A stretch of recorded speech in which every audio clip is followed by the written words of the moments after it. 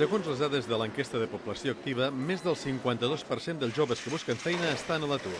Era el cas d'en Sergi, un llicenciat en empresarials que arran de la campanya Trobaré feina ha obert el seu propi negoci. Durant les xerrades d'orientació va conèixer altres joves en la seva mateixa situació que ara són els seus col·laboradors.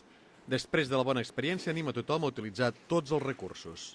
Amb sentit comú i amb coherència que tiren endavant els seus projectes i que aprofitin la situació econòmica que realment, tot i ser difícil, hi ha moltes oportunitats. Ara comença la nova campanya Treballar a l'estiu, una plataforma per facilitar la inserció en el món laboral dels joves a través de feines d'estiu. El programa ofereix xerrades, tallers, informació i recursos, tot enfocat perquè puguin trobar noves oportunitats laborals. Poder posar a disposició quantes més eines, quantes més oportunitats en un moment complicat en el qual l'atur juvenil a ningú se li escapa, ens assetja, però és un primer pas per poder posar en contacte joves i món laboral.